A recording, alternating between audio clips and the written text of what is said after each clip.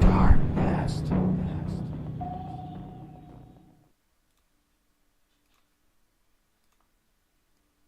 Hello, and welcome back to another episode of the TheDarkNest Podcast. I'm your host, TDN Horror Stories, and as always, I'm joined by my flying co-host, As the Raven Dreams.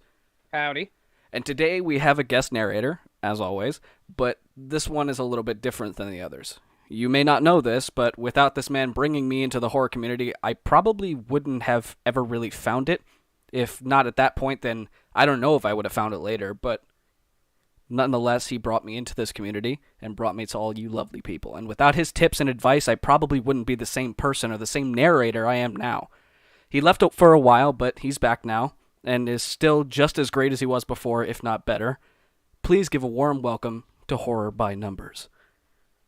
Hello. Hello. Hello, good sir. You're coming through on my end very broken up, Dark Narrator. Am I? Yeah, you're actually coming up broken on this end too, dude. I don't... Do I sound okay to everybody on stream? How do I sound on stream? Can someone check that, please? You sound really robotic. You sound okay on the stream. I'm not I'm not hearing it breaking up, yeah. On, there he is. How about now? Do I You sound... gotta talk a little more than that, Dark. How about now? Do I sound okay now? Still faded. You're having nothing but technical difficulties, bro. But it's not... How is it me on Discord if it's fine on stream? We are currently experiencing some technical difficulty. Stream says you sound fine on stream. Huh. So just keep going, Dark. We're good. I can't keep going if he can't hear On my me. end. Well, okay, that's fine. That's fair. You're coming in fairly clear now. It just every once in a while you're like fading really hard. So All I don't right. know what's going on. Yeah, not sure what's happening here. The sound's coming through very broken and robotic. I'm not entirely sure what's happening there. Am I coming through okay, or am I having the same issue? Do I sound okay now? You sound okay on my end.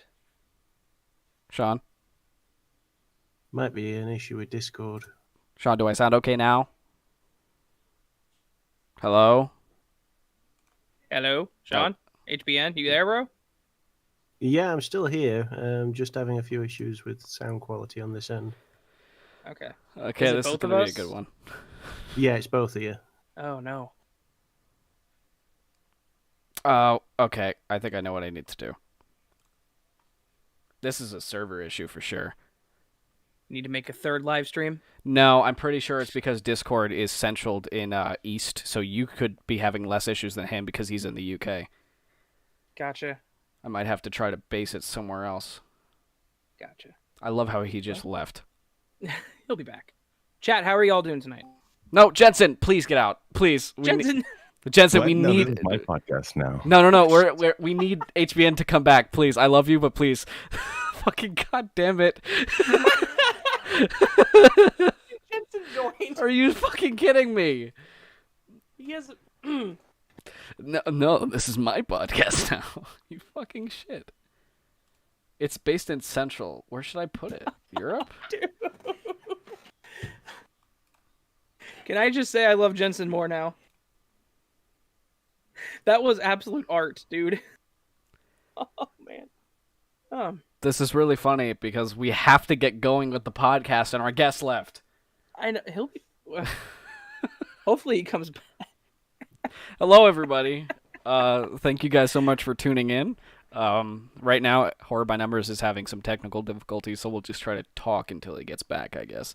Oh, jeez. I'm sorry. I'm reeling, dude. That was awesome. So, me and Raven have been attending HorrorCon VR as well as Jensen, and it's been an interesting experience. It has. The first night that we were there was people trying to get like pictures with us and like asking us questions and like saying that they loved our stuff, and it was like we always get that on our subscriber stuff like in comments, but it never ever like really occurs to you until you actually hear the person say it. Like, oh, I just fit the person to the username. which is Right. really, it was, honestly, I teared up a little bit. I'm not going to lie. I was very emotional that first night of the con because I had never had that experience before. It was just so cool. And just after I ate Texas Roadhouse, too. Perfect night.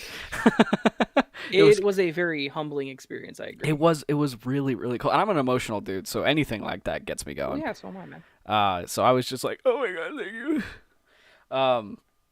But then the second, it was a little odd. Every day after that one has been hit or miss, I think. Agreed. Okay, Sean, you're back. Are you good? Hello? Oh, no. Hello? Hello? Sean, you there, bro? Uh-oh. Hello? I'm back. There we go. Okay. Can you hear me clear now? Yes. It's all Okay. coming through. All right. Yeah, So pretend none of that just happened. None of it. None of it. So it's been a while since I've talked to you, like, you know, in voice, and you've been away for a while. We're not going to talk about that because that's just like your own personal stuff. We're not going to go through that. We're not going to bring that up. But we just want to let you know that everybody missed you. Like especially me, because as I stated in the intro, you were basically my gateway into this community. Like, I didn't know it existed. You had been like, oh, why don't you just go on Twitter and follow this person or these people on here? And I'm like, okay, I don't know anything about this. I have to make a Twitter now? And I had to make a Twitter after you told me to. And after that, it was just like there was this whole world I didn't know existed. And yeah, it's pretty cool. Oh, thank you. Yeah. Yeah, let me say, I think at that point myself, to be honest, I'd just started dipping my toes into the horror community.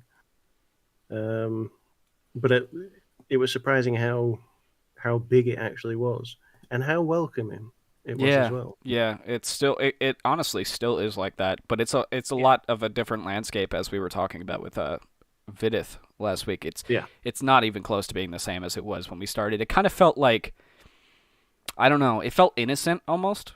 Like, oh, we're just gonna post that. Oh, you want to do something? Let's do something. Like, here you go.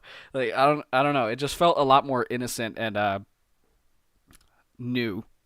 And now that I guess I've been in it for a couple of years, it's a lot different than it was when it started. I can't even explain in what way. I just know that it feels different. Yeah, I think I know what you're on about. I think what's essentially happened is when we first started to get into the whole thing. Yeah. Like I said, everything was new. Everything was unknown. Yeah. And you know, now that you've been part of that community for so long, you know, there's not that much that comes up that's unexpected anymore. Yeah. And It also is just like a routine at this point. Yeah, and you're also seeing some of the more nitty-grittier parts of it. Oh, for sure. Yeah. I've seen my fair of nitty-gritty in this community over the past couple of years, and Oh, yeah. No, God, yeah. I didn't realize it could get as bad as it did. And that's it as well. I mean, the more friends you make, the more people you get connected with that are within the community. You will see a lot more infighting, bickering. I mean, it's not as prevalent as in some communities that are just, you know, really toxic. This one is by far the least toxic. Oh yeah, but there's a difference between this community and a lot of other ones because of the lack of toxicity. But you also, everything that's good, you also have a trade off of something that's equally bad. Oh yeah.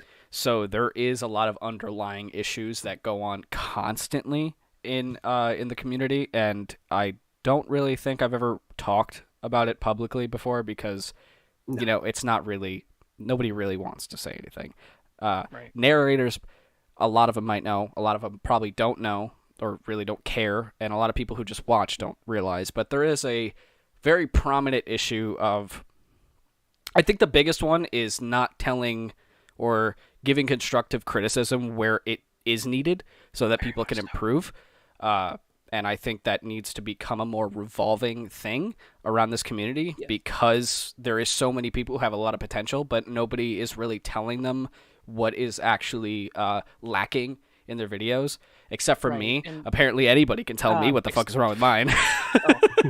I was going to say, I completely agree with that, man. It really does suck that a lot of... It's unfortunate because, as you guys have said, the inviting aspect of this community, a lot of people feel if they say, hey, you could do this better, it starts to shed that inviting, that hospitality. It starts to become cynical. And I guess maybe that's the day and age we're in where criticism is taken as an attack. But in my opinion, I always try to say, hey, what you did is great. In my opinion, here's what you can do to improve. Yeah, I mean, our always somewhat brutal sometimes. Bro, it's this is a good example. There is a very good example of this between me and HBN specifically, where he messaged, I don't know how, I think it was after our first collab ever, and maybe like a day after it went up. You're like, listen, you have, like, I could remember the message. You're like, listen, you have a lot of potential, but, and then you ended the message before you said what was going to be under it, and I was like, oh, fuck, I'm going to get roasted, bro. So right under it, he's like, I think you sound great. I think you have to improve on cutting out a lot more of your mistakes, but that is a hard issue to overcome anyway. But I'm sure you're going to do it on your own regardless. You probably already know. But add some bass and treble to your voice. And I'm like, I have no fucking clue what you're talking about. I have no idea what that means. And I was just doing flat tones. There was noise reduction. That's all I had. So he's like, here's a video, and do with it what you will. And he told me, I think like 2 days after I posted a video, and everything he told me to fix, I fixed in the next video. And he's like, Jesus, not that fast. I'm talking about over time. He's like, you actually listened and fixed everything.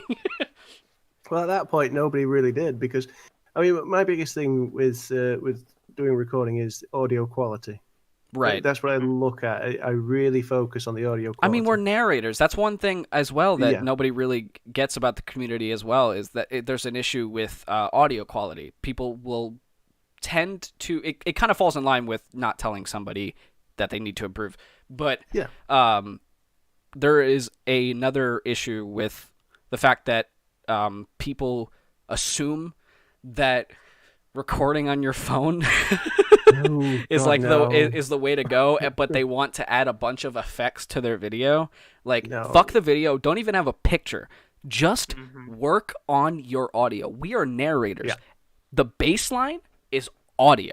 Nothing else matters. Everything else you want can be done after. Work on your audio first. That's why I live edit, because everything I have to do that has to do with audio is done first. Everything else after is all what I want to do. Yeah. So please work on your audio. Yeah, that is I think the key to it is get your audio down first, then look at other things that you could add to your video, because there's no point in adding a crap ton of gimmicks if the audio is shit. Yeah, because think about it. What device are people listening to these videos on? Headphones. And 99% of people have already told me that they don't even look at the video. Yeah, exactly. Yep. So they're just listening while they're sleeping or they're doing an essay. They're not even watching what's on the screen.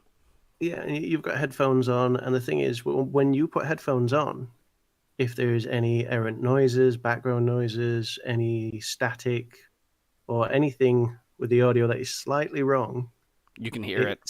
Yeah, it amplifies it. Yeah. So, I mean, one of the worst ones I ever did, I can't remember which one it was, but I'd gone through and edited the entire video, got it all done, posted it up. Is this thing clearing your throat?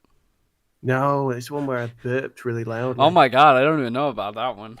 Yeah, and about halfway, I think about halfway through the day after I'd posted it, somebody posted up, "Oh, nice burp." And you're like, what? So I had to go back and listen to the video. You think, just you belching. What are you on about here? And then it just sat randomly in the middle of it at this like really crucial point in the story. I just and then carry on as though nothing happened. Oh my god, that's fucking amazing. There's another one that happened exactly like that I remember watching the video, and I was listening to it, and he's like, and she just didn't stop and she just didn't stop chasing, and I was like, what the fuck? So I looked in the comments, and he's like, oh shit. Oh my god. Oh, the one with the burp. I think I re-uploaded that one. Yeah. Because it was just so loud, and you were like, yeah, no, that one's going back. My question is, why every time I'm doing something with you or something that has to do with you, audio's messed up somewhere? Because the first SCP video I ever did was the one I worked on like 4 days for, and I was so proud of it. I was so proud of it. It took me, I think it took me 2 days to record and 6 days to edit, and I had never worked that hard on a video before. And when you work that long on a video, there's bound to be at least one mistake. Yeah. And there was, and it was a big one. So back then, I didn't know that I should just leave space where I want audio effects to be. I just decided I would listen for them. So I would say something weird and then just cut that part out. I got every single one of those except for one. Now, what I was doing is I was taking out the audio and filling it in with like the redacted sound from like SCP stuff, so it sounded like a glitchy thing. Yeah. And at the end, I filled one of them with and so you're listening to this really like emotional, like really well done. It sounded like it was on a tape recorder. Like I did so much work on it.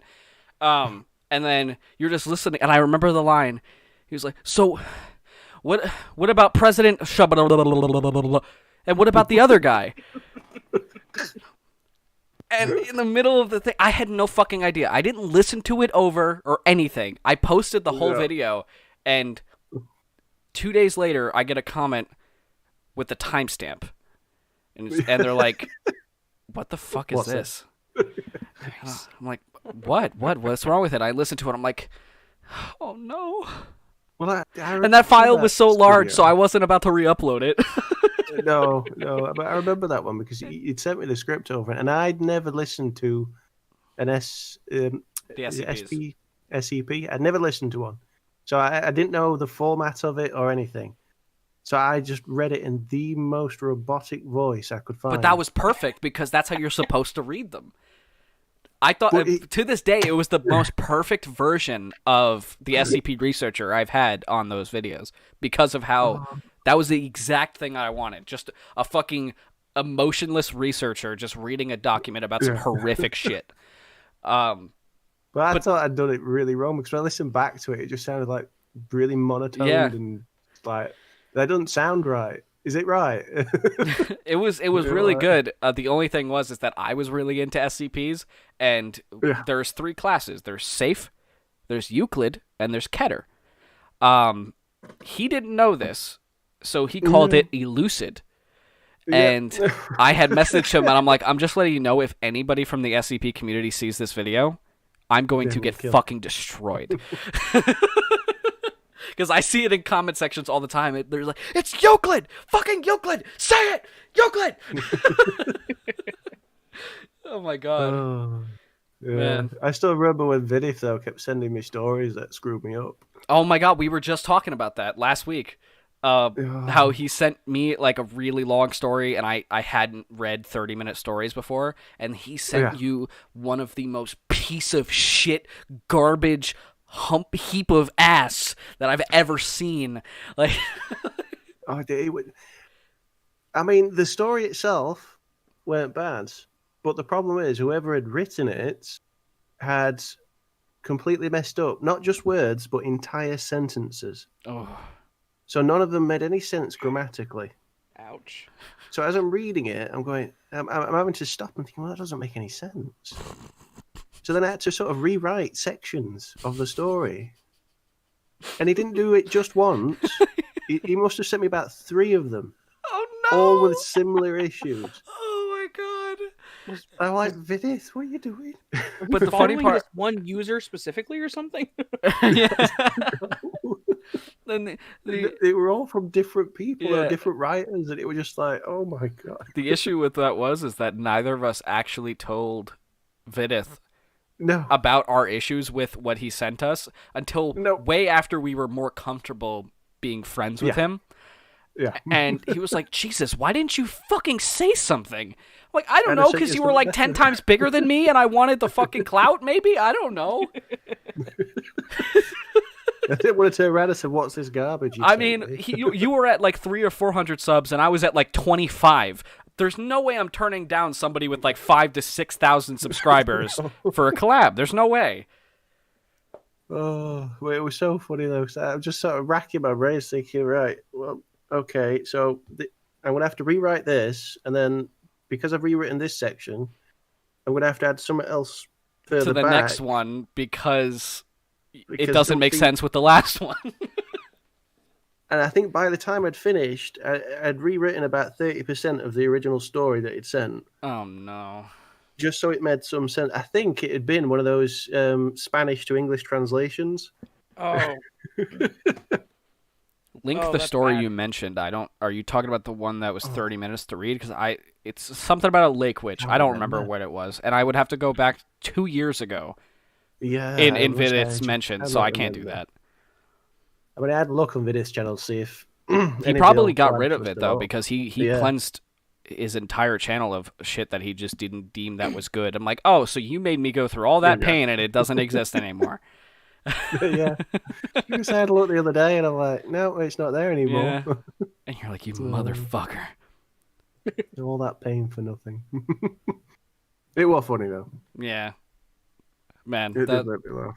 But the funny part is now at this point, I read 45-minute stories like easily. Yeah. Like I'm just I love them and I prefer them because there's more time to actually put proper like story in there and have a beginning, middle, end. There's an emotional thing to it. Like you actually get connected to the characters and everything. I still like the short ones because that a lot of the time it does force a writer to think of the craziest shit they can possibly think of to fuck you over in 30 seconds or less.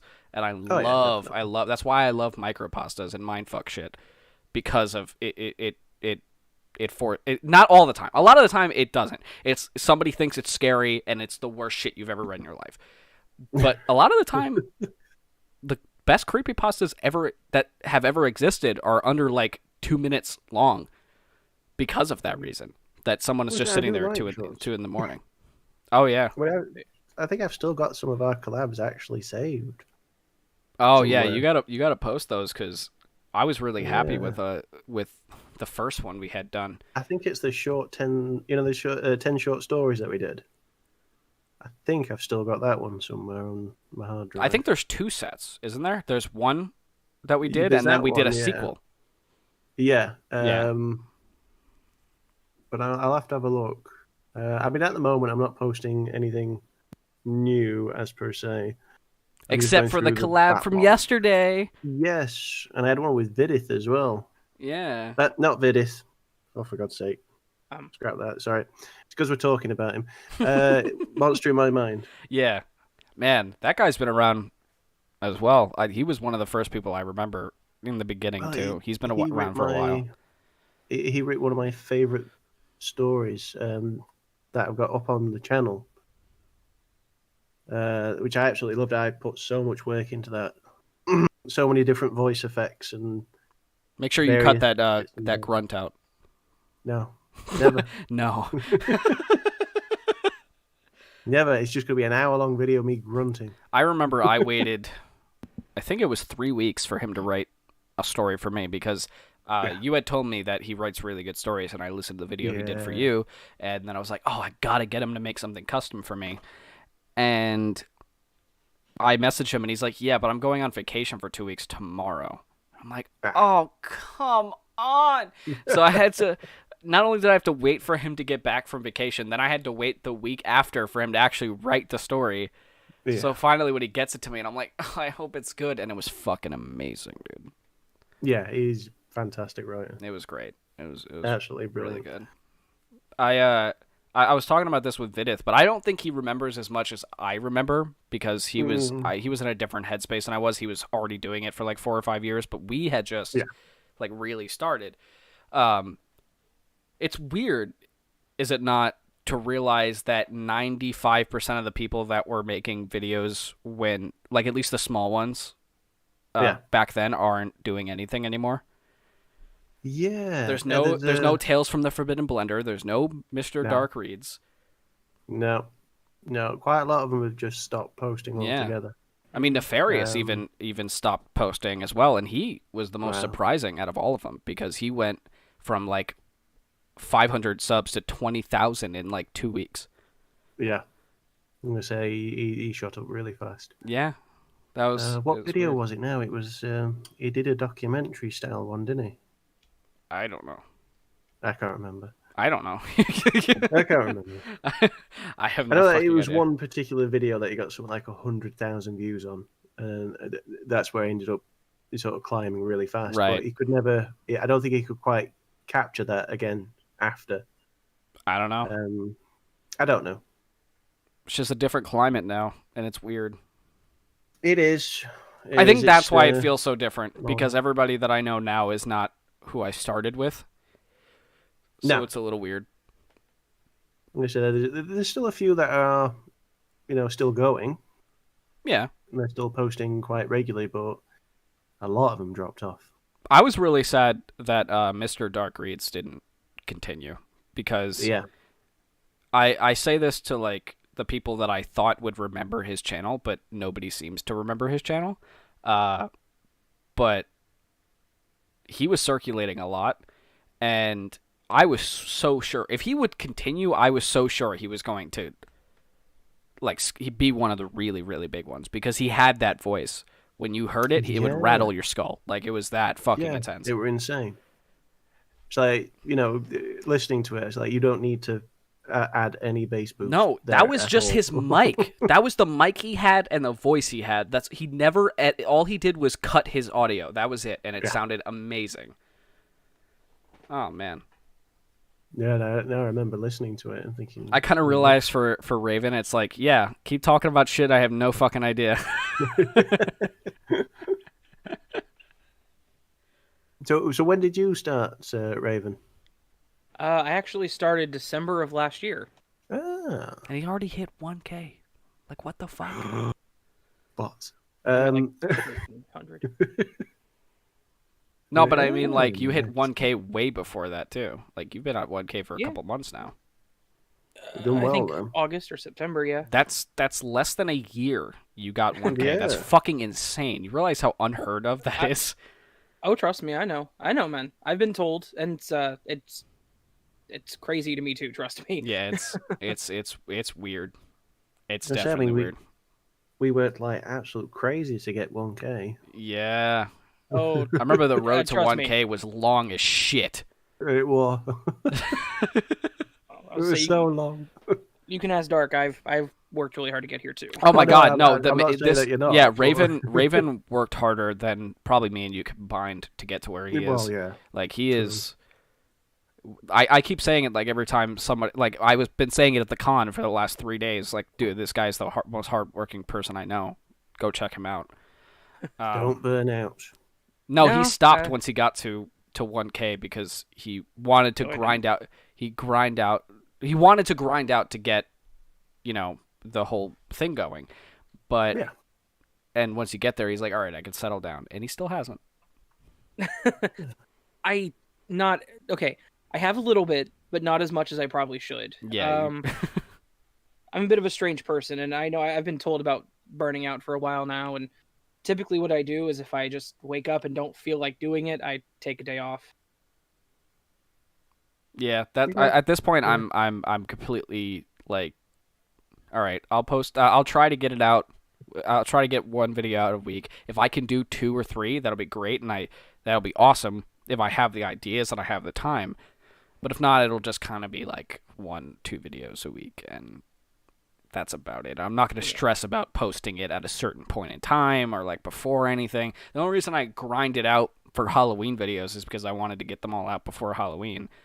But that was about it. After this, I'm kind of slowing down for this month, and then Christmas I'll probably pick back up again because that's where I like to post like a bunch of Christmas shit. Yeah. Yeah.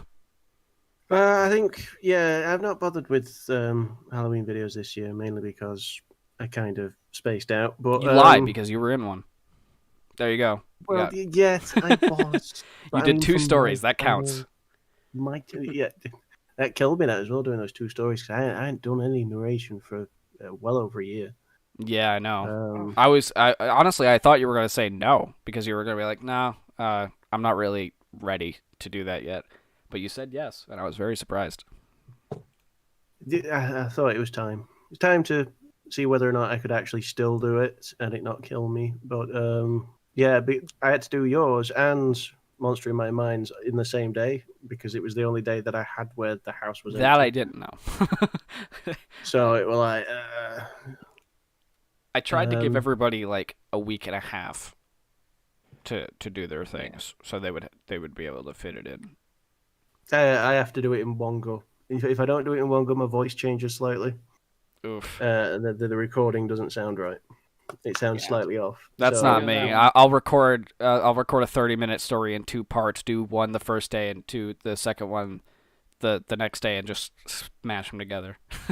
No, I'm right there with HBN. I got to do it in one. It's got to be one go. My voice never changes, so I just do the same thing every time. I know. Sometimes it's slightly deeper and gravelier, and other times it's a little bit higher pitched. It depends if my throat is moist that day. Yeah. Throat and sinus issues definitely change things. Yeah, definitely. And also, if I feel particularly fatigued that day, or there's a lot of different variables that can go into how my voice sounds, and that's why if you listen to any of my recordings, each video sounds slightly different. Man, it annoys the shit out of me. No, I'm kidding. I have one video I just sound like Screech all the way through. Oh my god. Yeah. So you've been away for a while, as we said, and you're back now. Is there anything that you're planning on doing for like your whole comeback thing? Like, are you gonna try to make something that's like, hey, I know I've been gone, so here's me? No. No. No. No, I don't give a shit. No. No. I think I'm not going to bother with the live videos. I may do 1 or 2 occasionally, live. That sucks because I like those. But for the most part, I don't think I'll be doing them very much. Just know that you're making me sad. I know. I don't care. I don't give a shit. Be sad. I don't fucking care. You're in a different country. It's fine. Oh my god, what is that? Hey, hey. Now hold on a damn second. Hold on. No, he got you on that one. Yeah, he did. He definitely. Yeah. So, while you were away, were you like paying attention to anything that was going on in the community, or was it just fully unplugged? We're still following the community.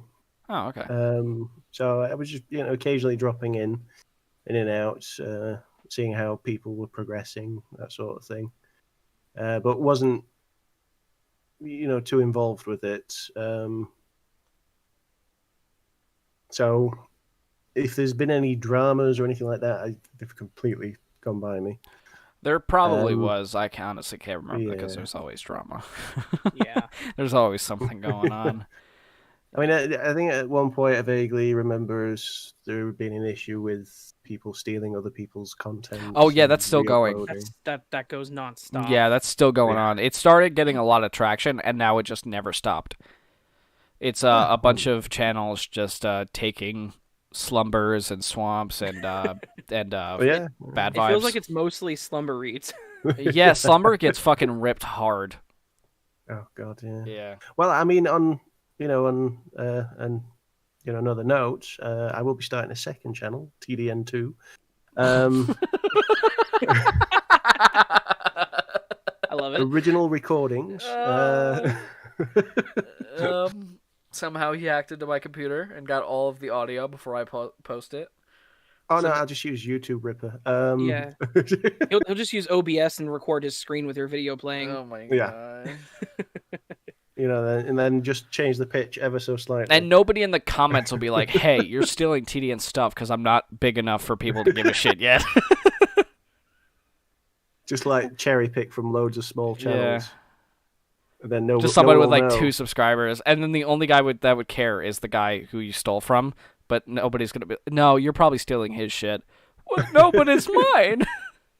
Then when they'll every video posted, it's a different narrator. Oh, as well, no. And nobody catches on. Nobody catches on. Yeah, it's just a completely different place every time. That'll be fucking amazing. And horrible. No, don't do that. No.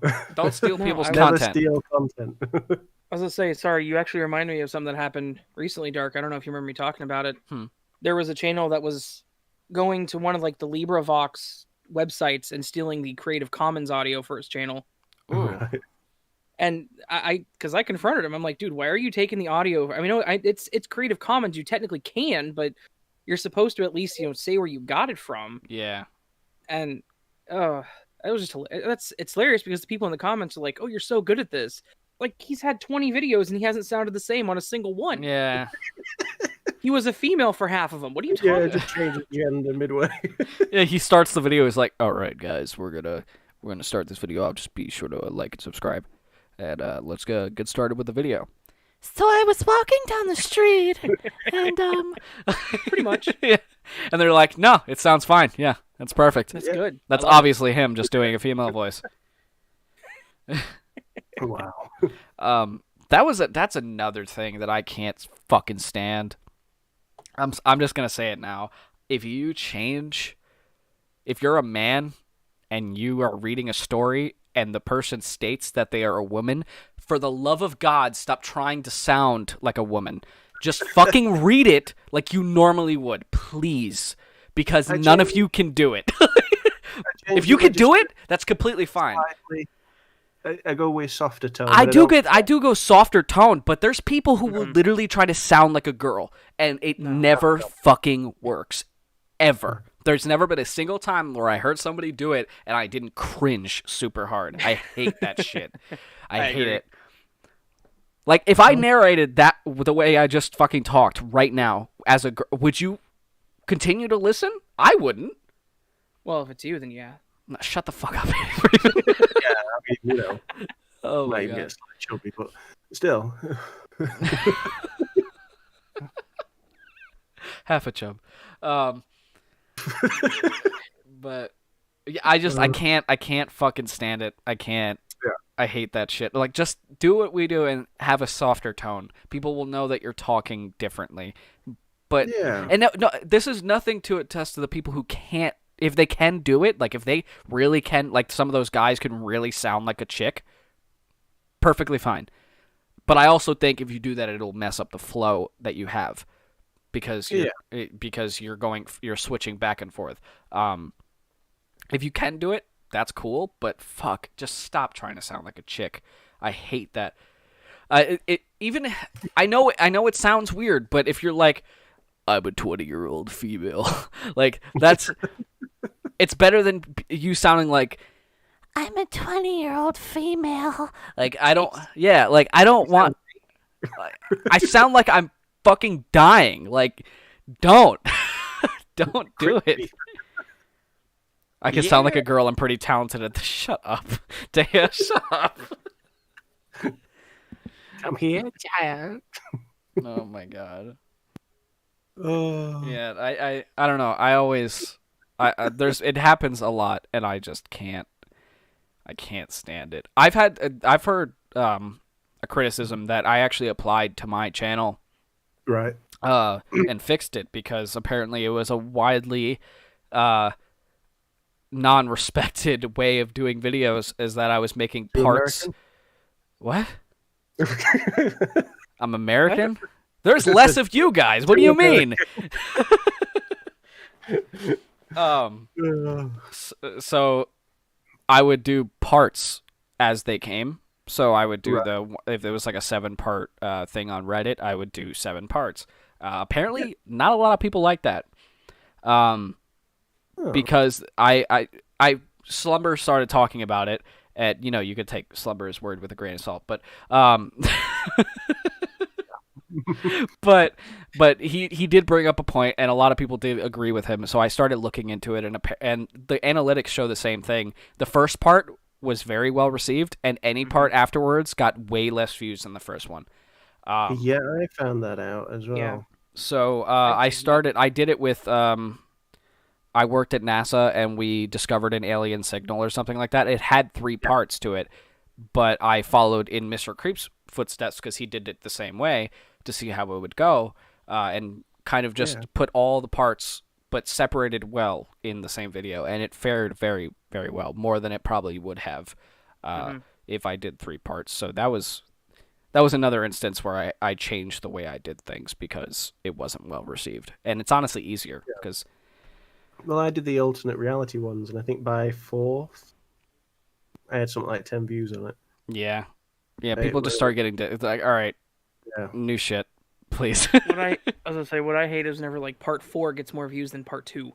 Yeah, that happens sometimes. Like I would do part 1 really, really, really well received, and then part 2 and 3 fucking bombed, and then part 4 more views than the first one somehow. Right. And then I'm like, oh, they're really starting to like it now. And then I do the next 2 parts that are the last 2, and they're like, I fucking hate it.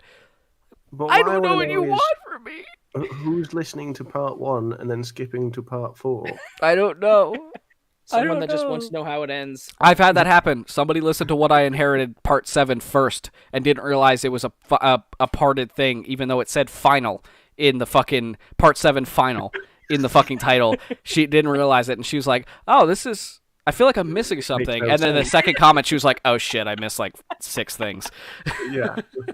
That's strange. I feel like something should have happened before this, like in 7 parts. I don't know. Yeah. It was really funny to watch like the first comment be like, I don't know what's going on here. And then you see like the 5 minutes ago thing, and then immediately drops down. She's like, oh shit.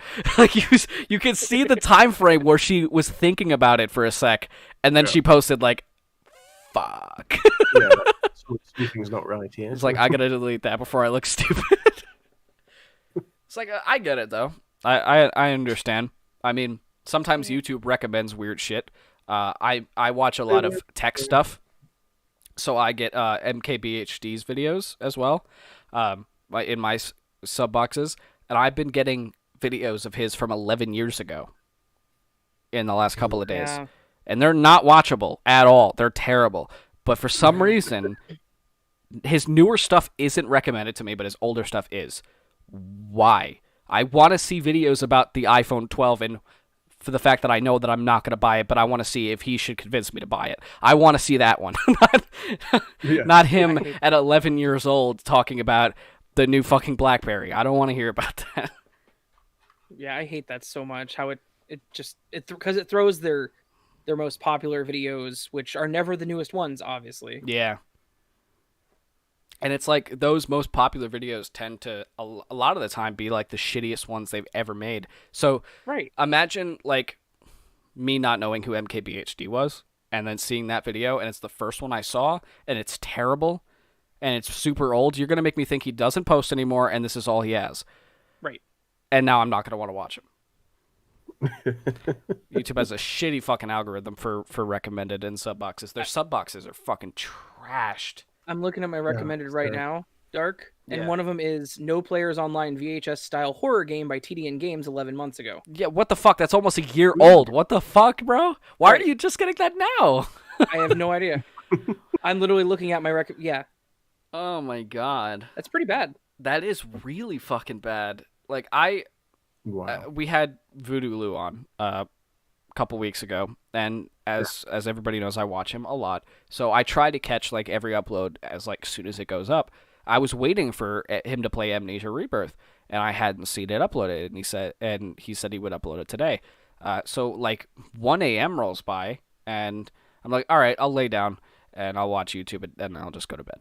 So I turn on my TV and I go to YouTube, and I'm flipping through, and I see that he had posted Amnesia Rebirth, but 15 hours ago. But I was on YouTube all day with that account that I subscribed to him for. And nothing. Not at all. Nothing. But for me, he posted it at 8 in the morning. I didn't fucking actually get it in my sub box until 1 in the morning the next night. Yeah, it's bad. I mean, I've seen it happen quite a few times where I've manually searched for a new video from a channel, and it's there, but it's not come up in my feed or anything. Yeah, I've not been notified. It's been on the channel for a couple of hours, sometimes days. I mean, something like this, people will probably be rolling in now because they didn't get the notification until just now, even though it's been up for an hour. It's ridiculous sometimes. It's also even more annoying when I try to get the events to work. If they would fucking work, that would be great. But I mean, when I tried to, when I set them up, they should automatically be plastered on my fucking homepage for my channel, but it isn't. In order to give you guys the link for it, I have to go into my own YouTube studio to get the link. Wow. I can't even find it. And I'm the one who fucking posted it. But I have to go in to my own fucking video manager and then the live tab in order to get it for you. So I can post it everywhere. If I couldn't find... It took me a fucking day to figure out where I could fucking find my events. And I was like, I gotta fucking post it. Why isn't it letting me post it? And finally, at the last 30 minutes, I'm like, here it is. I'm like, oh, well, I don't care anymore. Okay. My Alexa just attacked my guitar. Yeah, if you guys heard a loud thud on my end, the guitar started sliding and took out the Alexa cable, so it just smacked it. That was bad. I did hear that, but I kind of just went past it. I thought you'd fallen out your chair at first. Yeah. No, not this time. Not this time. Yeah, YouTube. It'd have been hilarious if we would have just heard the thump and then Alexa went, ow. Ow. Why isn't that a thing? That would be great. Damn it, Amazon, get to it. That would be really good. Yeah, YouTube algorithms are fucking terrible, bro. Yeah, they're not great. It annoys the shit out of me. There's sometimes I don't even think about a channel, and I never really think about them until they pop up in my feed, but I like watching their stuff. Yep. So if YouTube just decides to stop recommending me that channel, I'll forget about it entirely until something randomly reminds me of it, or I'll see a compilation of their shit somewhere. Yeah, it happens with college humor. I that happened with me as well, because I like there was a guy specifically I was watching on there, and I love his shit, and I was like, I want to know every time they post, because this guy's fucking hilarious. And I had watched their they have the CEO videos. Yeah, I love that guy. He's fucking hilarious. Yeah. And they posted on Twitter that they were going to be posting a new one this week, and I'm like, oh, cool. I'm fucking ready. I love those videos. So it completely slipped my mind. I wasn't going to constantly think about it. And then 3 weeks go by, and I finally got it in my sub box, and I saw it, and I'm like, oh, this must be an old one. No, 2 weeks ago. And I'm like, was this the one that they were talking about? Because I didn't fucking get anything. And I clicked on it. Sure enough, I hadn't seen it. And I had watched every single one before. I'm like, are you fucking serious? 3 weeks? They had posted it the day they posted the tweet. But I didn't get it. Wow. Yeah. That's bad. I was so fucking upset. I'm like, really? It's not that serious, because it's just a college humor video. But seriously, what if I was like, all right, if I don't see this video today, I'm going to jump out the window. Now you guys just killed somebody. Just message them just before you jump. Like, that's it. I'm going now. Oh my God. I don't know. Post your videos. Oh. But yeah, YouTube's not great in that sort of thing. No, it never really. I don't even. Yeah, I don't think it's ever really been great at it, but it's definitely been horrifically worse every single year since like 2015.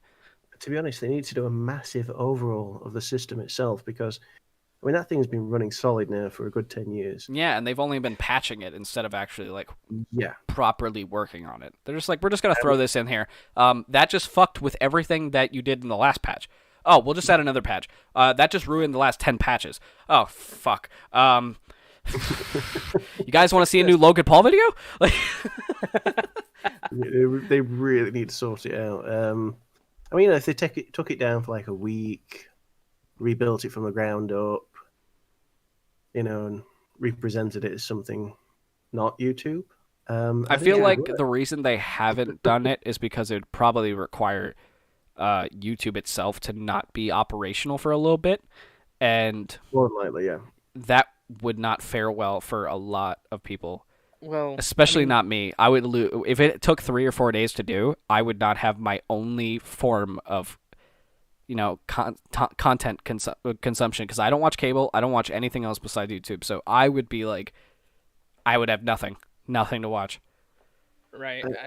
Honestly, YouTube doesn't make much money for Google as it is, and it's Google. So if they took it down for a week, it wouldn't come back. Yeah, they would probably just like, you know what, we should have did this a while ago because we're all fucking stress-free right now. Dude, I've been...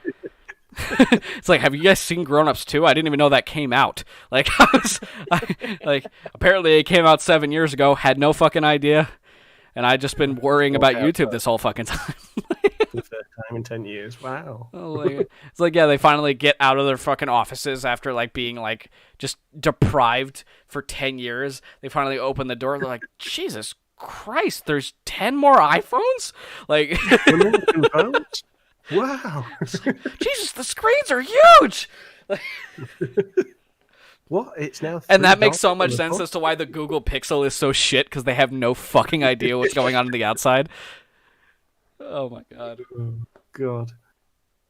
That would be horrific, but also amazing. I mean, the other thing that they could do, the only other thing that I can think of is that if they develop a new streaming platform while running this one. So if they develop something brand new from the ground up and then went through a migration process, it would be possible to do it that way. But, I mean, you're talking about... To string something like that for like the networking purposes alone would be horrendous. Like, I mean, there'd be billions of hours of content. I mean, Raven, as someone who did a lot with networking in his career, just tell me how suicidal that would be. Well, let me tell you that I worked for a company that did government stuff, and that was insane. And that's not even a percentage of what the content that would take data size that Google takes. So, and that company had over 500 people. There is a statistic that says I read this a while ago, so it could be more. There is about 15,000 videos that are posted every 30 seconds. So I was like, what is it, like 600 hours every minute or something? Yeah, it's something crazy like that. My number is probably way off now because I saw that post like 8 months ago. But they're all PewDiePie videos. Probably. Yeah. 15,000. I'm just thinking. Oh God. Yeah, it's something ridiculous like that. So 30,000 hours every hour as of last year. Wow. Yeah. That's ridiculous. Wow. Yeah. I mean, if instead they were to just like make a new thing and be like, hey, it works the same but better, go over there. Instead of trying to transfer shit, that would be better, but it probably wouldn't fare well. I don't think people would, like, but this is art. Can you just fix this? It's like, no, we're not gonna fix it. And I'm like, well, can you just keep it going? Because I can like deal with it. Like, no, we're not gonna do that. Like, we're not gonna keep it going. If you don't come over in like 10 days, we're gonna shut YouTube down and you'll have nothing. Yeah. I guess I'll go to Vimeo. I guess. Like, they won't even try it. Like, it's like, YouTube's dead. I don't care anymore. You have to pay to upload large videos to Vimeo, dude. I know, bad. bro. Or like a Daily Motion. I don't fucking know. It's probably the same. Yeah. I think Daily Motion has a. Let's get MySpace back up and running. That'll be fine. I'll just upload my videos to a public Google Drive. Oh my god. I'll just upload my videos to Facebook. Fuck it. There you go. Yeah, that'll do. Yeah. You know, I know they can only be like 2.5 minutes long, but I'll have to speed read, but it'll work. And then I ran down the street, and then she killed me, and I'm like, oh my god, I ran inside of the car, and then shit, it blow up. Done. Done. Thank you for subscribing. Goodbye. Thank you for subscribing. Please subscribe. I'll see you guys tomorrow. Bye. Nah, I just make a 15-minute video in like 5-part increments. Oh jeez. Oh god. That'd be painful. Like flicking a to cassette be continued at the end of like a 30-second thing. I like that, like flipping a cassette. Yeah. Please see side B for the rest of the story. Oh my god. You press the play button. Oh man, that'd be great. And every time it's just like it is me physically putting in like on the video, but it takes up 45 seconds of the video for me to get the thing open, the cassette out, put the cassette in, and I realized I put it in the wrong way, so I took it out. I realized the cassette player was dead, so I had to take the batteries out. It took 45 seconds, and the video is only a minute long. It's you trying to manhandle batteries in. So the last 15 seconds, it's just me fucking completely like speed reading through a 10-minute story. I mean, the next step down from that is shortwave radio. So you can rate your stories on shortwave radio. Then you could actually sell the cassettes as merch, though, dude. Just saying. Oh, that would be pretty cool. That would be pretty dope. There was a thing with Nexpo where he still has it up, where it's it's some type of video that he did, but it's a VHS tape. So he had somebody make a VHS cover, like the cardboard cover, and the VHS tape have like its own like design on it. Now, if that VHS tape somehow worked, like it actually had the episode of his video on it, that would be fucking. I would bring out my old VHS player, VCR, for just that occasion, just to watch it. You would have to compress that like crazy, though, dude. I know, his videos are so long and they're so high quality. Well, I mean, like my vids are like 2-3 gigs large. I can only imagine his is like 10-15 at least. Oh, probably God. More than that. His videos are like ridiculous because he records in like fucking 2 or 4K. I don't even know. Nexpo's videos would be crazy on a VHS. It probably wouldn't even translate. The audio would just sound like VHSs. Oh my god. It'd be a crate full of tapes. Yeah. It's just like 1 minute each. Audio. Yeah. Oh my god. It's like, oh fuck, now I have to rewind. I didn't hear what he said. And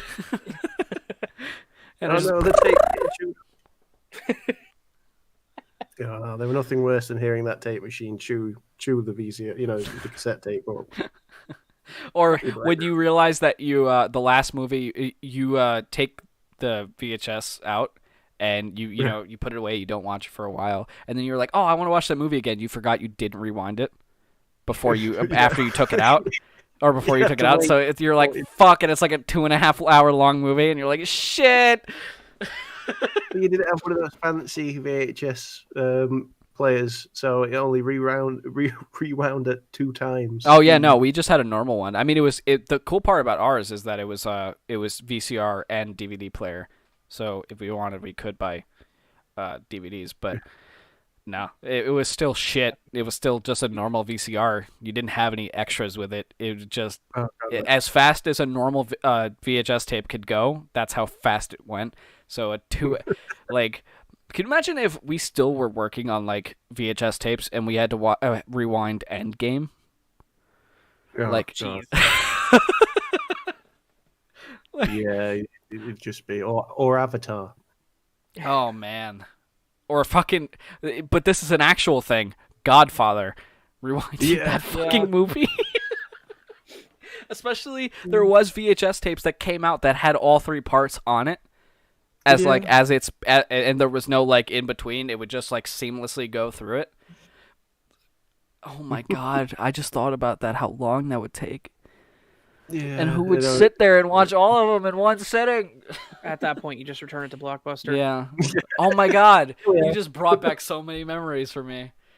I hate that was not even that long ago that I could just walk in. I used to work at Blockbuster, so I miss Blockbuster so much. Where I lived, no Blockbusters, just global videos. You never got to experience a Blockbuster? It was exactly the same, pretty much. Oh, well, that's fine then. Yeah. We had Blockbuster and Hollywood Video. We just had Blockbuster. There wasn't really it. By the time that like I could remember, Blockbuster had taken over pretty much like every local video store around us. So that was it. And I didn't give a shit because Blockbuster was the only place that I can go and get a bucket of popcorn that I could pop inside the microwave. Like, that was the coolest fucking thing to me. Like, you just grab one of the cardboard buckets of popcorn and it would pop inside the bucket. That's so fucking cool. I'll say Family Video actually still exists around here. You still have a video store around where you live? Yeah, Family Video. So are you living in 1995? Like, I do live in Kansas. Oh yeah, so you live in 1995. But no, whenever I worked at Blockbuster, we actually learned, like they told us, Family Video is owned by a law firm. Oh, so they could just keep it open for however long they want.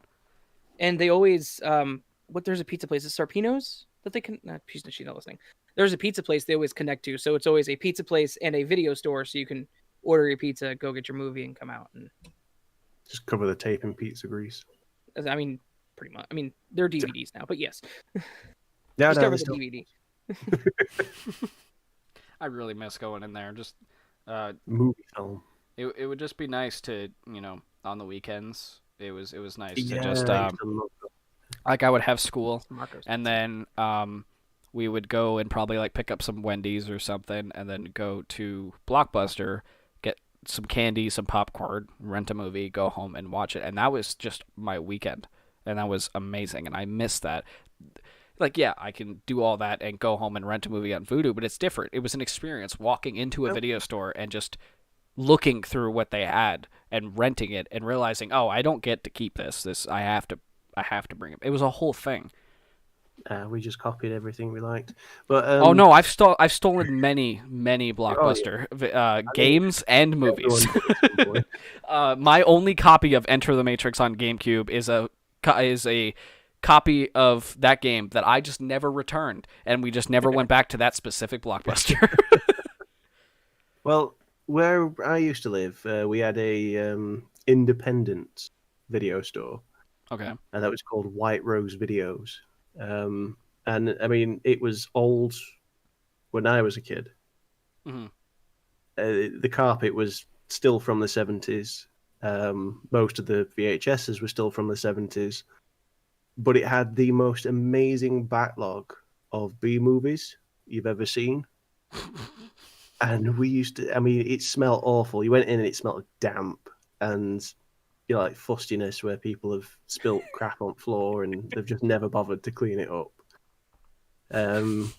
Every video case was covered in something.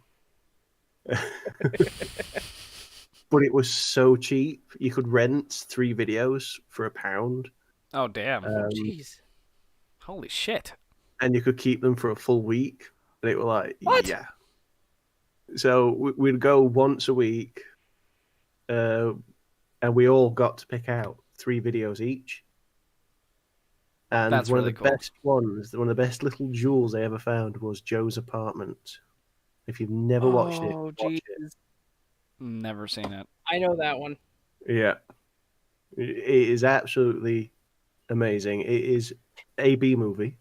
Yeah. But it is so funny. Oh my god. That one was a really strange concept. I remember that movie. It is so weird. But occasionally I get the Funky Towel song stuck in my head. So I'll just be sat in the house going, Funky Towel, towel's got the funk. What the fuck? No, not funk, idiot. Oh my god. That was 96. So, I got a question for you, Sean. Yes. Is there a specific reason as to why you're not attending HorrorCon this year? Is it just you don't have the time for it? What's HorrorCon? Oh, you don't know? No. HorrorCon VR. It's well, you don't have to have VR, but it's a convention about horror narrators, authors, people who make games, the books and everything. It's all inside of VR chat. Oh. So currently there's a convention going on. It started Thursday. It's ending tomorrow. Where it's free. You just go in and there's booths. Me and Raven have a booth, and you just talk with the people that you've been watching for a long time. Mm-hmm. It's really cool. I'm surprised you don't know about that. It's everywhere right now. No, I've not seen anything on it. Yeah, Mr. Creepypasta is one of the creators of it, and Dark Somnium has went. Jack Townsend from Tales from the Gas Station is going. Nightmind is there. I will have to have a look. Yeah. I mean, if you don't have a look tonight or tomorrow, you're kind of fucked, but... Yeah. It'll probably have to be tomorrow. Yeah. If you do go tomorrow, I would love to see you there. That'd be cool. Isn't tomorrow a limited day? It might be. That's usually how cons work. Like with like New York afternoon only. Yeah, with New York Comic Con, it is 10 to 7 every day except the last day where it's 10 to 5. So it's probably like that. Well, I think it's like 5 to midnight, but yeah.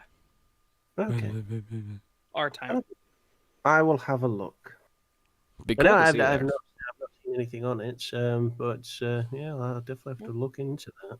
It's supposed to be annual after this, so that should be fun. I mean, if not this year, next year for sure. Yeah, that'll be great. And maybe one day, if it ever gets big enough, it can be an actual physical place.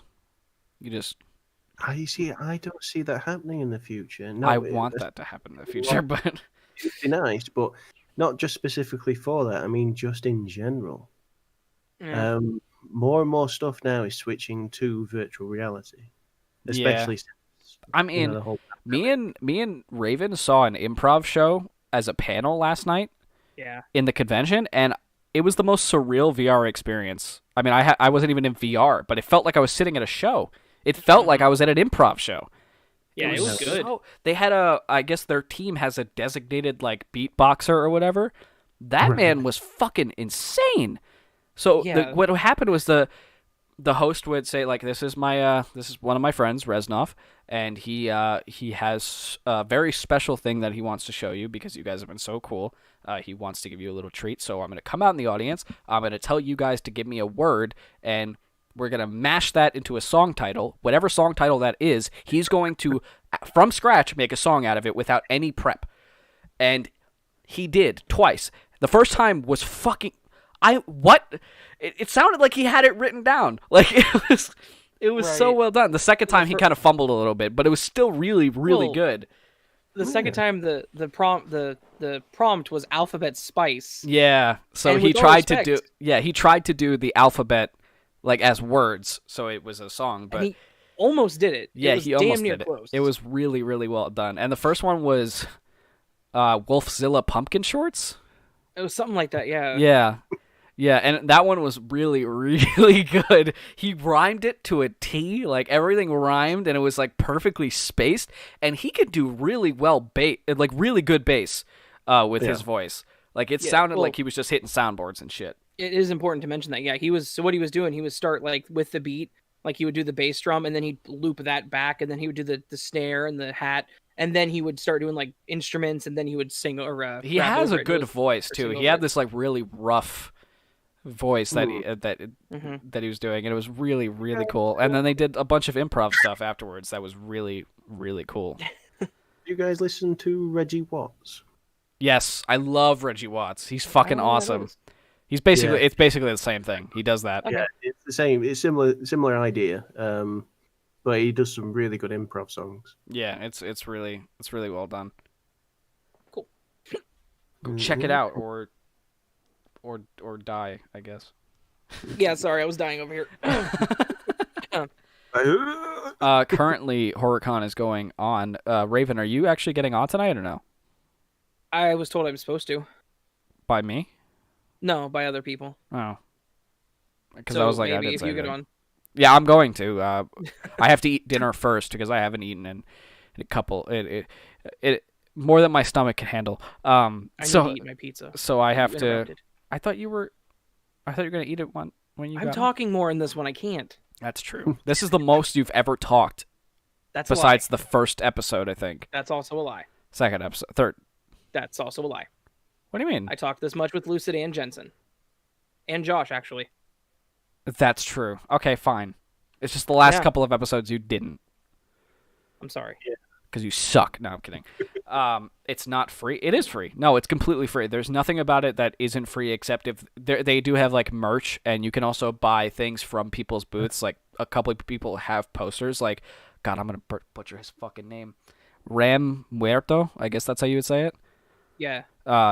He has posters that he didn't have them up last night. But I had asked him if he could put them up because I wanted to buy them.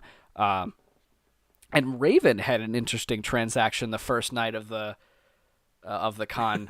He had put a couple of posters of the TheDarkNest Podcast and his one of his Raven things, and one of the guys who was constantly following us around. He was really, really nice, but he was constantly around us, and I guess he had followed me to Raven's booth, and he saw it, and he was like, "Can I buy this? Like, if I bought this, can you sign it? Buy that somewhere? Could you sign that?" I'm like, "Yeah."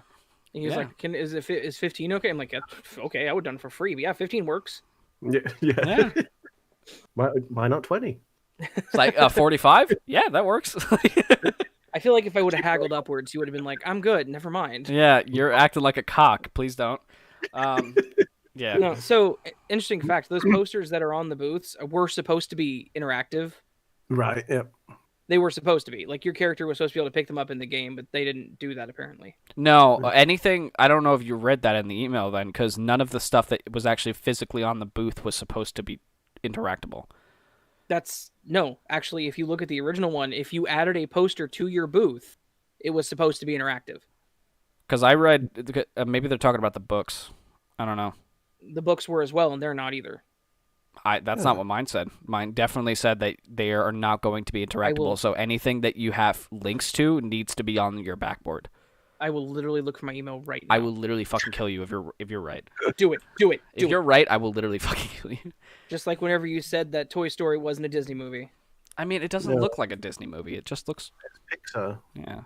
But it is Disney because Disney bought out Pixar. They published it. Yeah. Whatever. You know what I fucking mean? Why do you always have to be right? That's just who I am, bro. You knew that. I didn't. Oh, I'm sorry. Didn't know this. All right. I have the original email here. I'm looking. Speed read. Books and CDs, these stationary items cannot be picked up. The poster says nothing about not being picked up. Okay, hang on. It just says it will not be crunched. Okay. But books and CDs will not be able to be picked up. I'm going to have to look because I swear that they were supposed to be interactive. Maybe the poster is, but the books apparently aren't. Right. Sorry. I also, next year, I'm going to have to do the stationary model because I didn't get the model made in time in order for me to be able to send it to them. No, you're breaking up again. Hang on. No. We're about the tail end here. Back in a second. No. He was gonna go. There was no stopping him. All right, so that's it for. No, don't do that to him. No, Come but on now. we are going to end it after he gets back, though. I gotta. It's late for him. It's I gotta make dinner so we can attend the con. So that's gonna be fun. I hope there's more people this time around when I first join. That's why I've been going later, even though it started earlier. Like you could jump in at like 3. I didn't want to do that. People kept saying like, "Oh, let's jump in." Like, no, because I know for a fact you're going to say that, and none of you are going to be there. So, yeah, supposedly they're, well, the thing has like the numbers, and they made the main room public now, so you don't have to go through their link. Oh, really? Yeah, because that's what was happening. Is it? If you went to their link, it was loading you into an empty instance. Basically, is what they were saying. Oh, so now I could just go search through VR search chat? HorrorCon. Yeah. Nice. In VR chat, search HorrorCon. Did not know that. I'm gonna have to do that because that was annoying that I had to just keep clicking on the instance launch. So now that means that whatever you were going through, you could stop that because you could just start it from 2D and just go through VR without having the instance pull up VR. Yeah, my fix to that was to uninstall Steam VR. Oh. Because there was no no matter what I did, it would, if I clicked on their instance, it would load in VR even if I had the Oculus completely off. So I want to get this straight. Did I convince you to buy the Quest just for VR chat for this con? Yes, originally, yes. And it didn't work out that way? No, because the newest Oculus software completely hard locks any video cards that are not supported. Not only that, but the fact that you have the Quest 2, the support for it through the link is absolutely shit right now. Like, they haven't figured out how to properly configure it for Steam VR because every time you plug it in, it's probably going to just think it's a Rift or a Rift S. So it's not mapped the same right now. So I can get that to work. It connects just fine. Like, that works fine. I get that. And I actually read that apparently people that had the old Quest with older computers have the same thing, where they were able to play games just fine, but as soon as their video card hit the unsupported list, it completely hard locked it. Yeah. So wired, it does not work. But I found a side quest application that allows you to do wireless connection, and that works just fine. Is there any latency issues?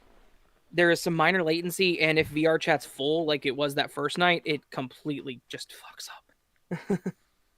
But it's still, the thing is, my video card is capable of doing so over wireless. If it was wired and transferring like the 7 gigabits per second data, it would probably be fine. Yeah, I don't know. It's stupid, and I don't understand why they went that route. Like, oh, you don't want people playing games that are just kind of shitty, then shitty quality? Let me play the game how I want to. Yeah. That's the issue with Oculus at the moment, is that they're doing shit that nobody really wants them to do, and it doesn't make sense why they're doing it. It's Facebook. Yeah. And the whole thing with having to create a Facebook account for Oculus, I get that, but at the same time, I don't give a shit because I've had my fucking Facebook connected to Oculus when the first Rift came out like 3 years ago. So I don't give a shit. Whenever I first set it up, it technically said I didn't have to, but it said if I didn't in the near future, it would completely lose support on pretty much everything if I didn't do it now. We lost HBN for good. No, he'll come back. No, he said his PC took a poop. Oh, shit. HBN, are you coming back? Or do you want us to just end it?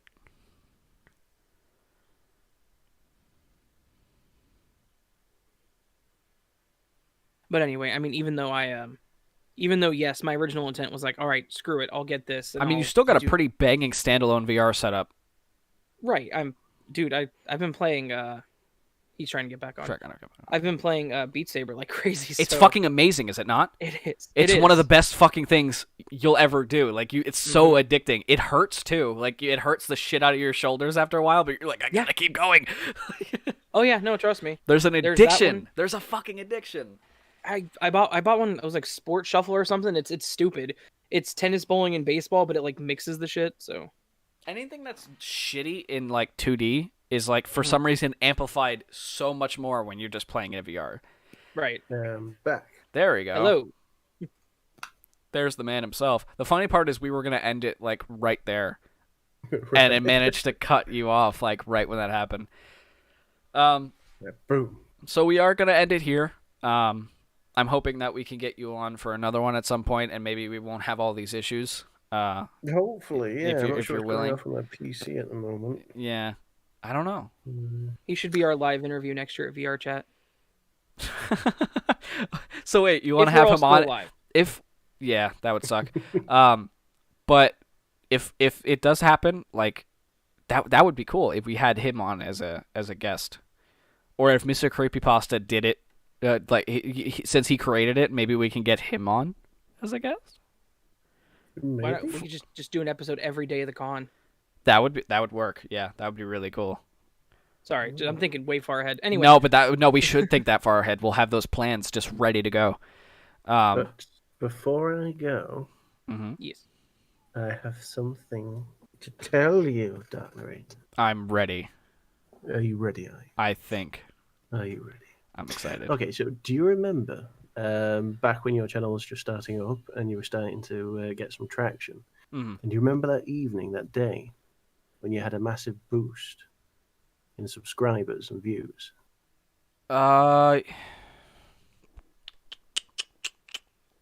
This was after I started? Yes, this was after you started. And it just kept going and never stopped? Is it when I hit 100? Is that what it was? Yes. Because when I hit 100, and then I would just get like one subscriber every like 10 minutes. Why? Well, the reason being is because I actually paid for an advertisement for your channel through YouTube. All those years ago. Yes. I thought you were about to say you bought subs, and I was about to smack the shit out of you. No. No. I rented server space for 1,000 bots. You paid for an advertisement for my channel? Yes. Where? Through YouTube. You used to be able to do it through YouTube. I don't think you can. You can? Yes, you can. I've done it. I'm going to have to try doing that sometime. How much was it? What did you do? Like, how much did you pay, and what did you do? It was one specific video. So you could put the link in for the video that you wanted to advertise. Mm-hmm. And then it would advertise that through YouTube somehow. I can't remember. It was I think a while it's ago sidebar recommended. Yeah.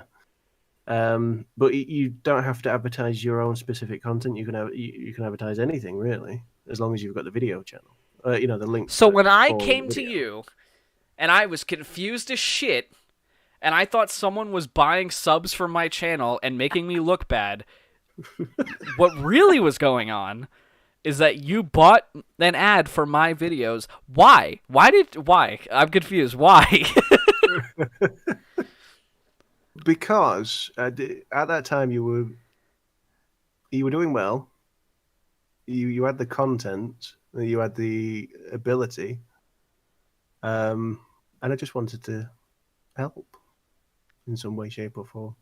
See, and that's the only way that I could really think of helping at that time. See, this is 100% the reason why I think we are basically how me and Raven are now, is that we basically did a lot of stuff together, because I always thought you were a really good dude, you were really genuine, and there wasn't really an underlying reason, but that's the proof's in the pudding right there.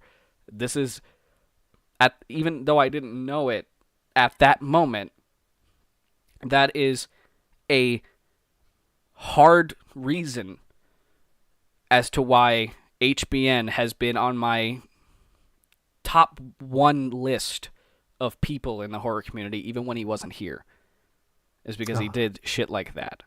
And that he didn't just do that stuff. There has been countless times where he has brought people up and he's helped people like myself become better narrators because he just had info and he was sharing it with everybody. And the community needs more of that, and I'm so glad you're back in it because we still need it. I appreciate what you did for my channel, because even though at the time I thought, all right, somebody's fucking with me. You technically were fucking with me. That's the funny part. I was. You technically were fucking with me because you didn't tell me when I came to you what you thought was going on. Hey, and you're like, that's weird. Okay, He was willing to hedge his bets and pay for advertisement for your channel because he knew you could make it, man. That's the thing. No. That's why I'm really humbled right now, because there was always a thing that I thought, like, this man is he's an inherently good dude, and he's done so many things, and he's done shit for me that I apparently didn't even know about. And the advice and the info, like, that intro wasn't just, oh, this might sound nice just to tell about this person. Without that bass and treble thing, without him telling me what I can improve on, without helping me through all of these shitty fucking obstacles I had at the beginning, and I had a lot of them, and I went to him for every single one of them. I went to him with how I felt about the horror community, and he gave me his thoughts on it, and without him bringing me into the community at that moment in time, I don't know if I would be here. I don't know if I would be the same person or the same type of narrator without Sean's help. So when I said that in the intro, that's from the heart. I dedicate the start of, really the actual start of my channel, for when I met this person, because of all of the things that I continue to do that have left an imprint on me 2.5 years later. So thank you. No problem. I wish there was a fair bit I also did behind the scenes as well. Now I gotta know. No, tell me. I need to know. You need to know everything, Dave. I want to. No, I just run a few advertising campaigns on Facebook. They weren't paid for. It was my own advertising, that sort of thing. So I was part of quite a few horror communities. You did tell me about that, and you told me that's how you that's how you grew faster. Because I always wondered how you went from like 3 to like 1,000 very quickly. And you were like, and I was like, are you sub-botting? Is there something you're not telling me? And he's like, no, I'm just advertising the shit out of my stuff because I want to get noticed. Yeah. That's what I did. I mean, it weren't just my stuff as well. It was your videos and I think a few others as well, but they're no longer going. So this is, if anybody comes across Horror by Numbers and he tells you to do something, do it. Because otherwise you won't go anymore. You won't keep going. I am proof that if you listen to Horror by Numbers, you will be able to go, I guess. You'll be able to move. Keep going.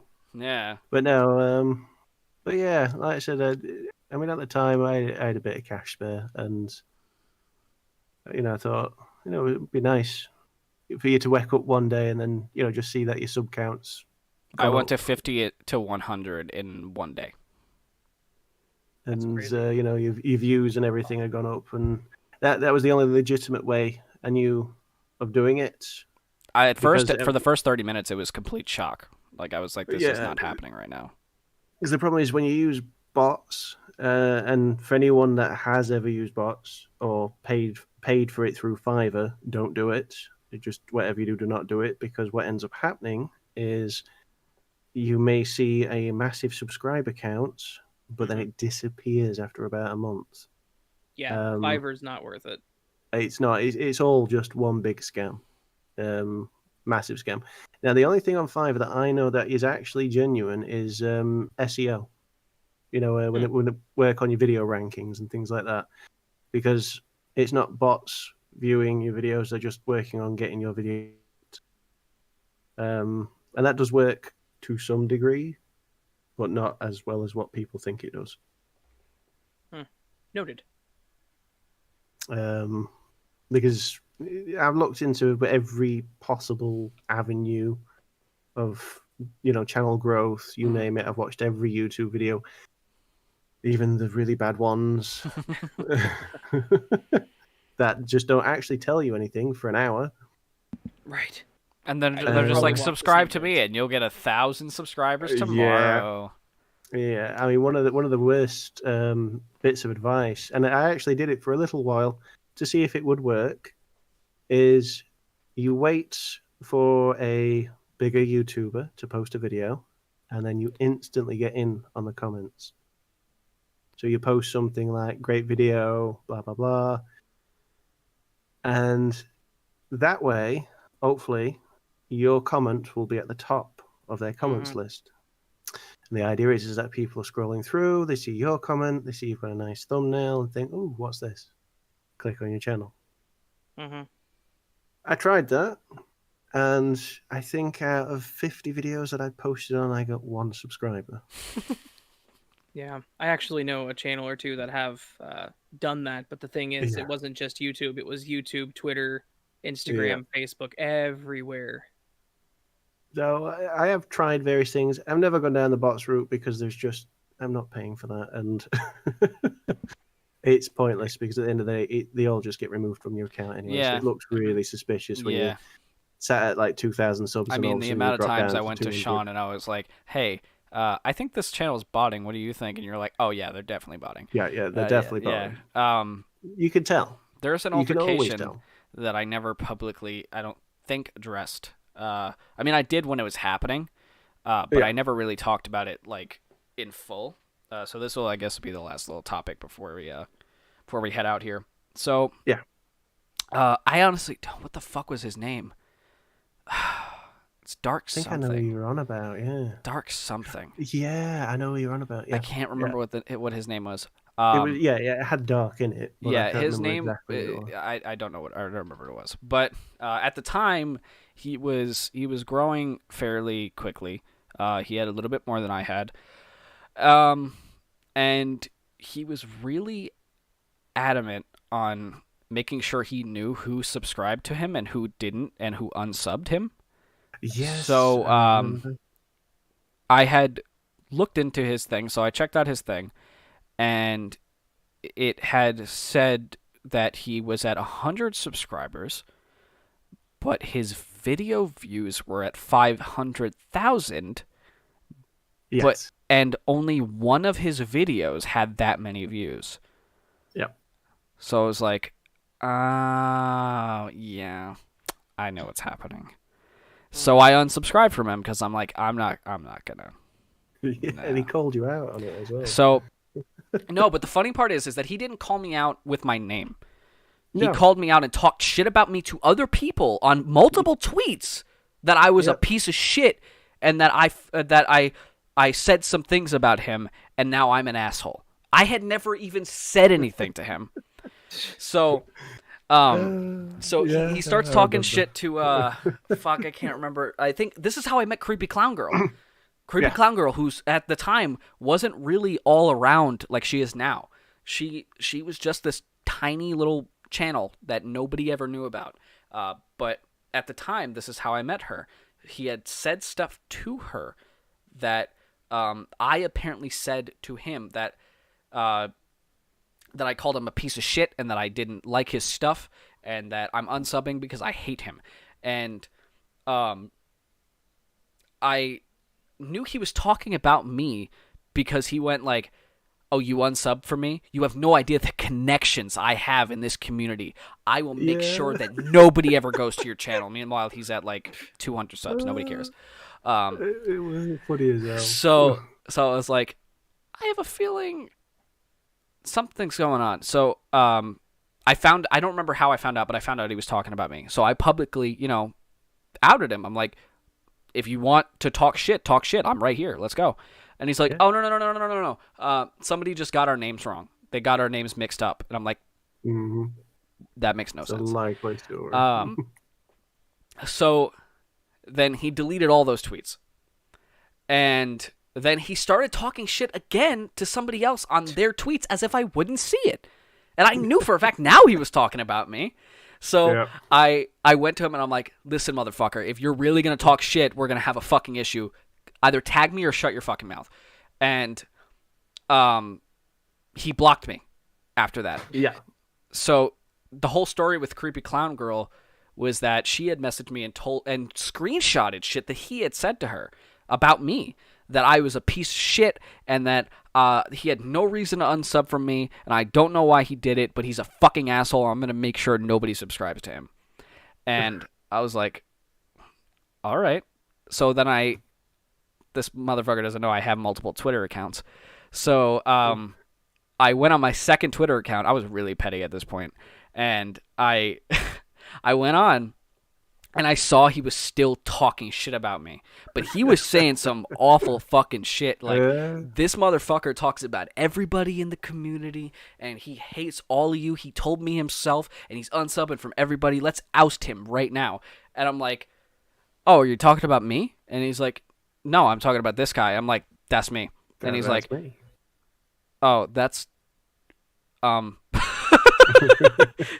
like, are you going to continue to talk shit? Like... So now, a couple months later, somebody asked if I wanted to do a video with him. And at the time, I didn't want to say anything. I was just like, no, something happened and we're not going to do that. I'll tell you right now, if I can ever fucking remember his goddamn name, I can't, because that's how much he means little to me. I fucking hate this man. No, I haven't honestly thought about it in a long time, but I thought it'd be funny to bring it up because I did go to Sean about it. Like, hey, do you think he's botting? Because I think you're like a 100%. Well, yeah, 100%. It wasn't just that he was botting. All I could have done is just unsubbed, and nothing happened after that. Really? But he decided to make it a huge fucking issue. Worse than what it was. I mean, there was that YouTuber. He was actually on our Discord, and he used to post videos, and I think he ended up going up to something like nearly 2,000 subs, and then YouTube did the thing where they purged all the bots. Yeah, all the bots. And this was back when they did that avidly. He went back down to something like 70 subs. Yeah, he's like, "Oh no, I don't know what's happened." They killed all my inactive subs, is what he said. And then I looked at him and like, bro, I knew you've been botting since the get-go, because your first video as a quote-unquote he had posted Fortnite videos the whole time, and then all of a sudden he decided to go to horror, and the first horror video he did had 17,000 views in under 2 minutes. And then I was like, oh, I already know he's botting. That's it was so funny because I'm sort of sat there at comments like, oh no, that's so bad. I mean, I lost about 20, I think. You lost about 5, 10, if that, and then he lost. No, 90%. I didn't lose any because I wasn't botting. You had told me. Well, no. You had told me in the beginning, and I'm just gonna say this because it doesn't matter anymore. It doesn't matter. At first, he did it. He did bot to get that push. A little push, but you learned from it. I did, and I learned not to do that. Yeah, and that's how I know not to do that, because I did it, and I did it too. I have gained on one of my first channels. I had 700 subs that weren't real, and I learned the hard way that it doesn't make sense to do that because none of those people are real. They're not watching your videos, and you're not going to get anywhere. I think everyone at some point has either thought about it or done it. Now, you see, when I'd done it, I didn't know about it. I didn't know that much about it. So when I'd, gone on to 5, I thought this was all legitimate. Mm-hmm. And very quickly learned that it wasn't. So beyond that point, it was like, no, I want to stick with what I'm doing and we'll see where we go. But I held my hands up to that very early on. It wasn't like every last one of my subs was bots. I think the first maybe 20 were probably bots initially, but they all got purged off anyway. Yeah. So beyond that point, it didn't matter. No, this is when you had like 500 or 600 subs, so you were like, it doesn't matter. Yeah, it didn't matter at all. But with him, it was a majority of his viewer base. It was like 2,000 people. Viewers. And it was just like... And it went down to 70, and he was like, they killed all my No, that's not how that works. No. It's not how it works. And he never recovered from it. He still today has changed his username and he has tried different things. He is still not recovered from it, and that was like 2 years ago. I mean, I've tried everything in the YouTube playbook. Everything. Mm-hmm. And I mean, like, I've tried various different marketing schemes, SEO, tags, you name it. I've gone through it all. And all I will say is, none of it works. No, just do it. Just grind. Works. That's it. That's all you can hope for. You've just got to grind and hope that you get a video that's somehow lands in the YouTube algorithm correctly. All right. So we're going to end it. Thank you. Yes. Horror by Numbers for coming on. It feels so weird for me to call you that. But thank you so much for coming on. I've missed you dearly in this community because of all the things that I listed before. But I'm so glad you're back, and I'm so happy that I at least get at some point to see new stuff of yours. So, yeah. Well, I've got a few writers already that have already said that I can use their stories, and one that's not on Reddit. So it won't be a No Sleep story. It'll be just something to say, original. Sorry, I'm actually an author too, man. And if you ever wanted to go to my stuff and use it, you're free to. Oh, thank you very much. Yeah, no, that'd be. And he's really, really good at it. He's really fucking good at it. Like The Last Sunset is the one that I'm in love with because of the Matrix like stuff to it. Oh my god, I read it and I was like, I immediately need to post this as soon as I possibly can. But all my stuff is just CC by SA, so basically just say it's by me and that's all you gotta do, and I'm good. Use whatever you want. Yeah, no problem. I always give full credits Sure. where I can anyway. So some of my older stories I can't remember exactly where I got them from. So if if the writer's not credited, it's because I can't find him. Right. I usually if that I'm gonna say this one last thing.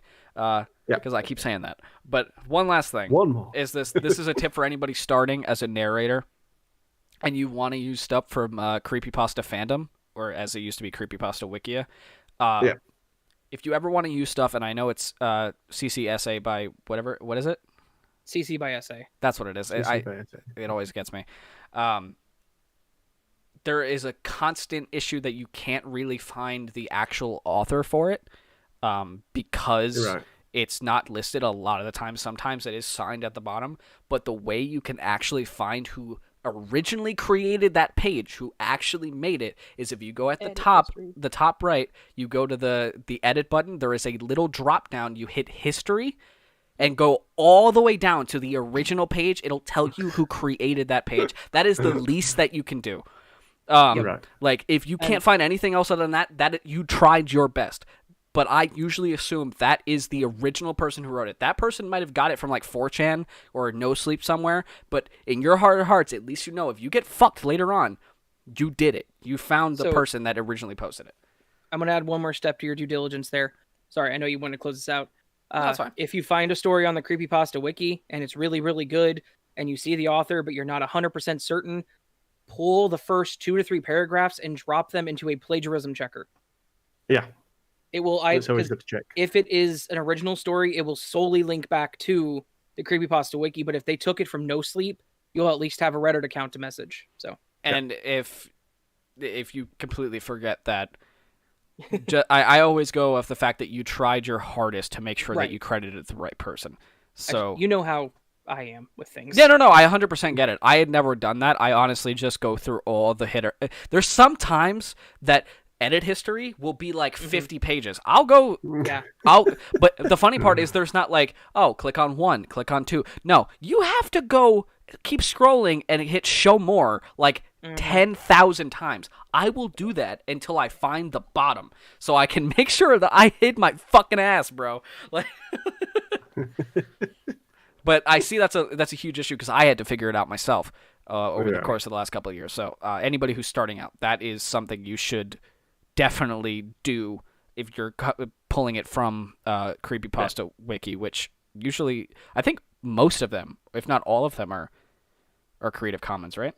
By default, they are. Yeah, and it's usually that's what it says. It's Creative Commons unless otherwise stated in the story. Yep. The author has to specifically mark it as not CC and if it's not, they kind of fuck themselves at that point. Yep. Yeah. They can't even argue about it at that point. It's just like, I never said you can use that. And I'm like, yeah, but you didn't state that at all, and it's Creative Commons, so I credited you. That's all I have to do, so sorry. Well, can you take it down? Nah, man, it's got like 1,500 views. I don't know if I can do that, man. And like, well, what if I put it in now? I'm like, they're gonna look at the edit history before as to when I posted it, and they're gonna see it wasn't there. But I still remember when I first started. I mean, oh god, I will hold my hands up and say I narrated stories, posted them up, but did not ask permission initially. That was a huge issue with mine too. For the first 6 months of my channel, I wasn't asking permission. I didn't know. Same here. And I felt so fucking bad. I took all of the videos off. I did probably like, I don't know, 30, 35 videos at that point. None of them had permission to do. And I took them all down. You know, for somebody new as well coming into it, you know, when I didn't realize that it was that big of an issue.